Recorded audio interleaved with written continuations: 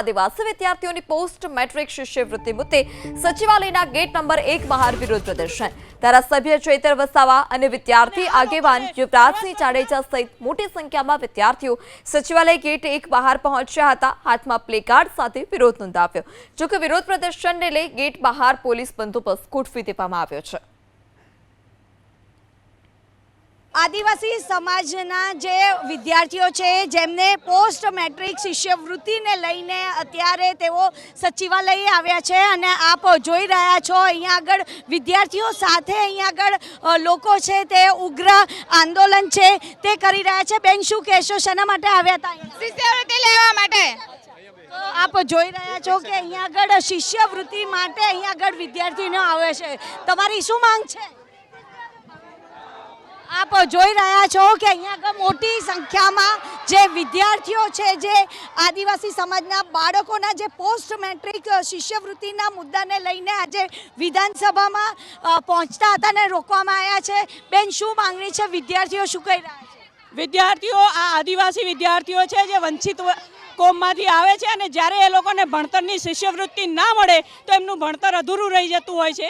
એવા સમયે એમના ભણતર માટે શિષ્યવૃત્તિ જરૂરી હોય એની અમે માંગણી કરવા આવ્યા છે કે આ શિષ્યવૃત્તિ બંધ કરવામાં ન આવે, કારણ કે સરકાર એવા નિર્ણયમાં છે કે આ શિષ્યવૃત્તિ બંધ કરી અને આ વંચિતોને અભણ રાખવામાં આવે જે ક્યારેય સાખી નહીં લેવાય। બેટા શું કહીશ? ખાસ કરીને પોસ્ટ મેટ્રિક શિષ્યવૃત્તિની માંગ છે ત્યારે? मैम बस हमारी शिष्यवृत्ति मળી જાય બસ, અમને કઈ નહીં। આપ જોઈ શકો છો અહીંયા આગળ તમામ વિદ્યાર્થીઓની અહીંયા આગળ માંગ છે કે જે શિષ્યવૃત્તિ જે પહેલાં ચાલુ હતી તે હવે ફરીથી ને ચાલુ કરવામાં આવે। જો કે બધા અલગ અલગ જગ્યાએથી આવે છે। બેન ક્યાંથી આવ્યા છો? બનાસકાંઠા। શું માંગ કરી રહ્યા છો? અમે શિષ્યવૃત્તિની માંગ કરી રહ્યા છીએ। શિષ્યવૃત્તિ નથી મળી રહી તો એનાથી નુકસાન તમને કેટલું થઈ રહ્યું? અમારે ભણવા માટે ઘણું બધું નુકસાન થાય છે અને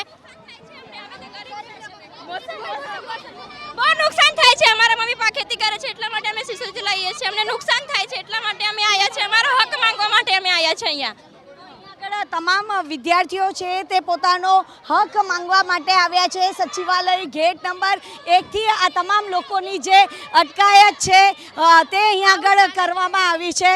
શું કહેશો બેન? ऐसा नहीं हो सकता। અમે અમારો હક માંગવા માટે આવ્યા છે, કઈ કોઈની ભીખ માંગવા માટે નથી આવ્યા। તો અહીંયા આગળ તમામ હા તો હવે નહીં બંધ થવી જોઈએ ને, કેમ કે અમારું ભવિષ્ય સુધારવાનું છે। તો તમામ વિદ્યાર્થીનીઓમાં આક્રોશ જોવા મળી રહ્યો છે કે અત્યાર સુધી શિષ્યવૃત્તિ આપવામાં આવી હતી તો અચાનક બંધ કરવાના કારણે તેમના ભણતર ઉપર અસર થઈ રહી છે। અત્યારે તમામ લોકોને ડિટેઇન કરવામાં આવી રહ્યા છે। કેમેરામેન પ્રદીપસિંહ સાથે રાજલ બારોટ, ABP અસ્મિતા, ગાંધીનગર।